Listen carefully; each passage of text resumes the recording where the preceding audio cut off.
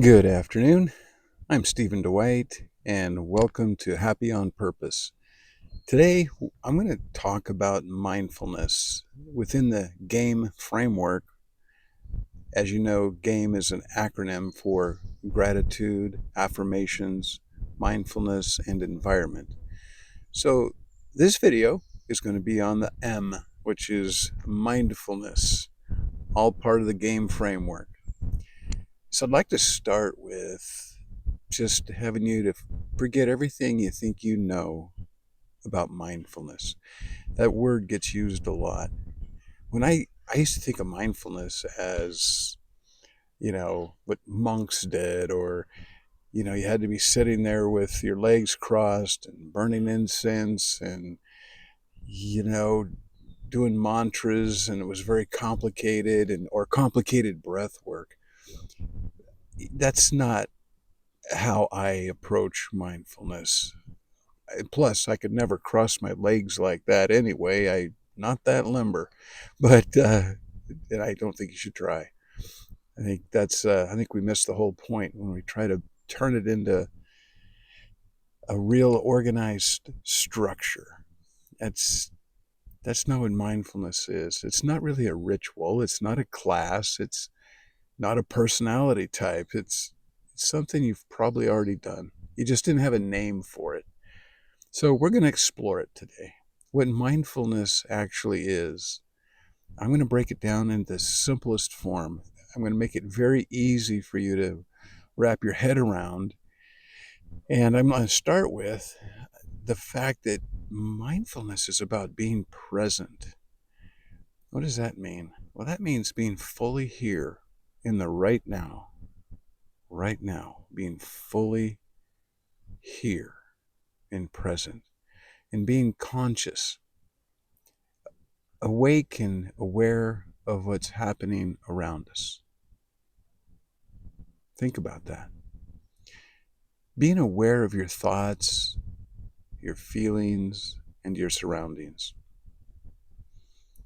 Focusing your attention on what really matters. That's it. No cushion required. No legs crossed, no sage burning, no incense, no nothing. That's mindfulness in its simplest form. I want to share with you kind of how I learned mindfulness. Very simple. I love campfires. I love fires outside, bonfires, campfires. I love it a lot. And sometimes my wife and I, we go out, well, often actually, we go outside. We have a fire pit outside of our house. And we'll build a fire in the evening, and we'll just enjoy the fire. And we enjoy looking at it, listening to it, smelling the smoke from the fire, the heat. We love looking up at the stars and just being present. Just being present. I like to look up at the universe, the stars, the vast stars, and I go, man, you know what? You can enjoy a fire like this. Look up at the stars. It's the same. It doesn't matter who you are. It doesn't cost you anything to look up at the stars and just be amazed. And that's being present. Doesn't matter how old you are, what your income is, what your status is. Everyone can enjoy it. Just look up, take a deep breath, and enjoy the universe above your head. I enjoy that. There's no admission either. It's free. Yeah, that's the part I really like. So that's mindfulness. To me, that's very simple. Uh, my dogs also teach me a lot about being present, more than any book ever did. One thing I do learn seriously from my dogs is they are 100% present. 100%. No grudges from yesterday. If I fed them a little late, or maybe I didn't take them with me, and they stood at the at the gate, when I left, and they're not holding a grudge when I get back. Going, I'm not going to bark if I see anything tonight. I'm not going to protect you. Forget it. You didn't take me to town. They don't manipulate you. They don't hold grudges. There's no anxiety for about tomorrow. They're just there. They don't. They're just incredible creatures, and I love them. And I learned a lot about presence from my dogs. I don't know if you've ever experienced it, but they're just happy. They're right here with me right now. Well, not here right now, this very moment, but you get my point. Yeah. However, we learn. Uh, that's that's it. Uh, Mindfulness, as I mentioned, is about being aware. It's about being present. Um, we don't. We spend a lot of time thinking about the past, and then we think about the future. Like sometimes we think about the future. We get a little anxiety, a little bit of fear, um, and then we have the present where we just spend a very short amount of time. And that's a sad thing because that's where life exists. That's where life is, and that's what's real. The only thing that is actually real right now is this present moment. So whenever I'm regretful about the past, or I think about the past, or it's occupying my time, I'm not present. I'm just thinking about the past. What I did earlier today, or yesterday, last year, or some point in my life. Or we think about tomorrow, what's going to happen to us, the world, the neighbors, our health. And we spend a, a crazy amount of time worrying about the future. And that is where regret lives in our past. And fear, well, that lives in our future. And life, that lives in the here and the now, the present moment. That's where life is. Okay? So remember that. Try to when you are aware, the first step in being aware is just being aware. Be aware. Being present. Being aware that you want to be present. I know this can sound a little silly, but it is that simple. It's that simple. There's a couple of things that uh, I do that help me to get present and to be conscious and aware of what's happening. I know that in my life I've not been present. And when my kids were little, I was, I'm trying to make it. I'm worried about things and life and business. And they could be having a birthday party and opening up presents. And I'm there in the room, but I'm not. My head is somewhere else. I'm worried about something, or I'm trying to make a deal happen, or I'm not present. I'm there, but I'm not present. I may have missed half the birthday party, if not more, because I was so in my head. And I mean, have you ever driven like 20 miles in your car and you get there and you go, wow, I don't even remember driving. I mean, that's pretty nuts, but that's what we do. That's not being present and your subconscious just running the show. Well, we don't want to go through life that way either. It cost us a lot. It cost us a lot of precious moments.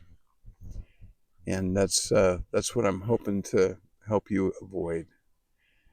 I think the first step in being in mindfulness is to become aware that you're not aware. And that is a big step. It sounds simple, but it is a big step. I'm a coffee drinker, so I'm going to drink some coffee. Yeah, I do drink a lot of coffee. I do enjoy it. But, and it's the afternoon coffee. So becoming aware that you're not aware. That's step one. Notice, notice when your thoughts are racing, when you're being inundated with thoughts. Uh, Notice your emotions when they start to spike because of the thoughts that you're thinking, uh, and kind of be aware. Are you thinking about the past, the future? What's going on? Oh, that awareness is really helpful to help you get back on track. So kind of think about that. That moment of noticing. You know, that's mindfulness. That's what it is. You're already doing it. Okay. So understanding what mindfulness is, what happens when we're not present, what that looks like, and then how do you kind of get there? What are some exercises you can do? I want to talk to you about a breathing technique that really helps me. And before I go there, I just want to share that this is the reason I haven't done a video in a couple of days. Is I've been had my own life challenges with family and uh, some health issues, and with a brother in the hospital, and it's been tough this week. And I had to practice what I preach. There's been a lot of tears. There's been a lot of concern and some worry, and I've had to bring myself back to being present and taking a deep breath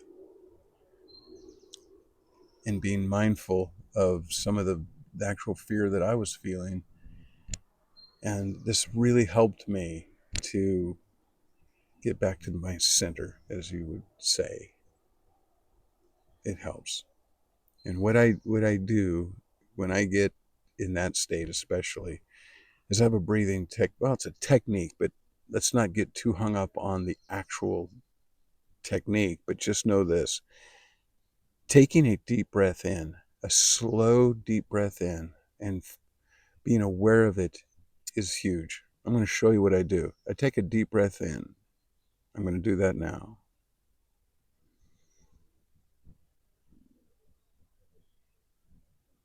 I hold it, and I slowly release it. And I take a pause, and I do that about 3 to 4 times.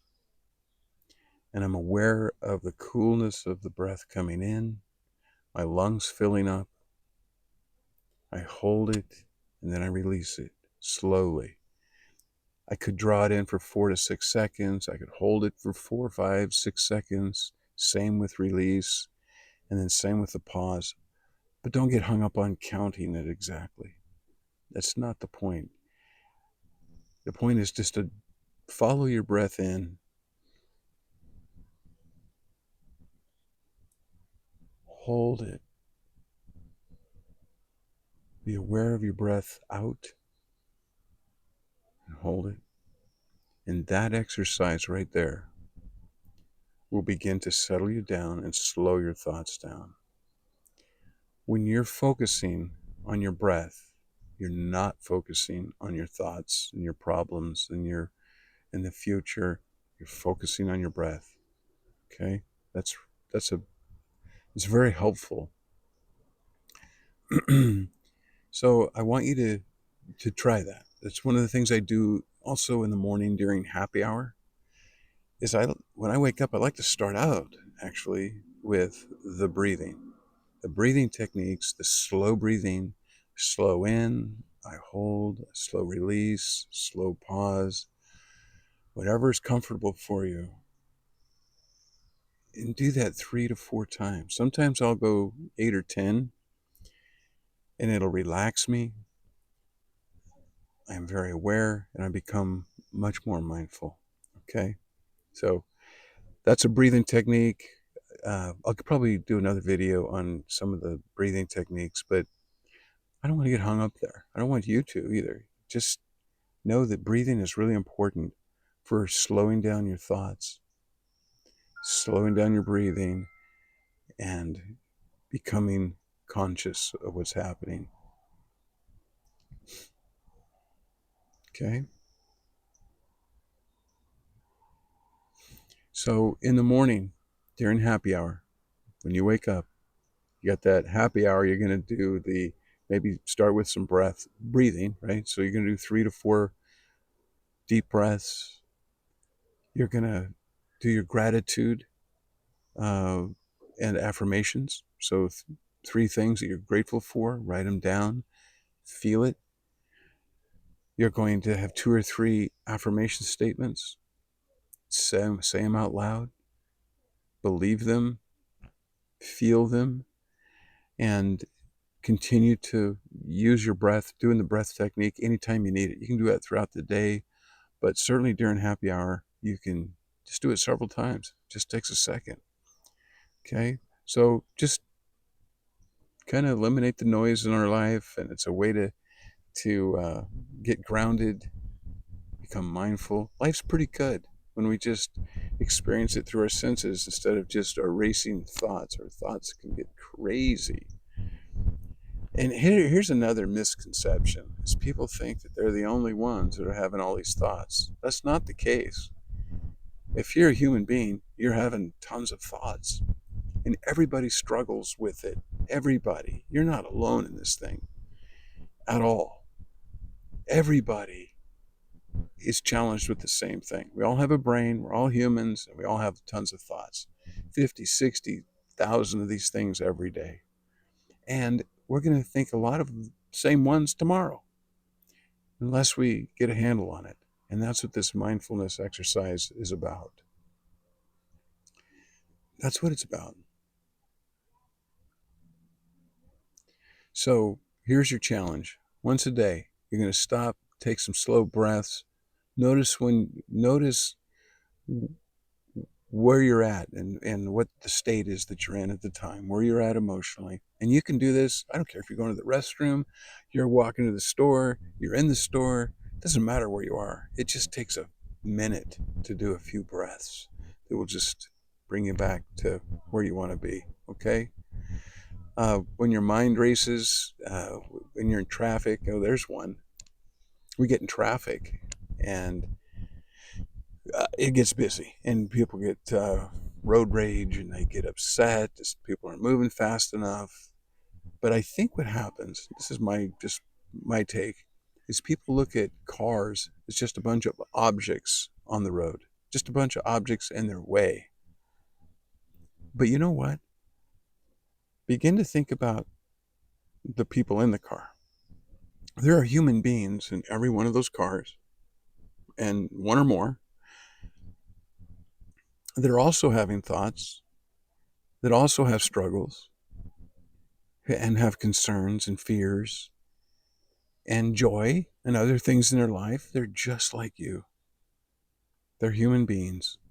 And maybe if we could have a little compassion for the people in the vehicles around us, we wouldn't want to holler at them or scream at them or do whatever we do that we shouldn't be doing because we're upset, and know that we're not better than they are. We're no more important than they are. They're just as important as we are. They're human beings. Maybe a little empathy and a little bit of patience will come your way when we look at cars as people in them, not just a machine that's in our way.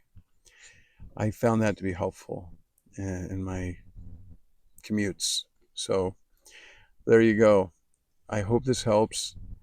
I hope you practice the breathing. I hope you incorporate mindfulness into your happy hour and throughout your day and in your life, and know that it doesn't have to be hard.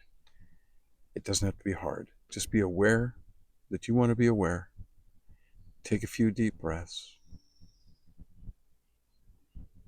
Enjoy your senses, right? What you're smelling and looking at and hearing, feeling. Just be aware. And I wish you the best. Till next time. Bye-bye.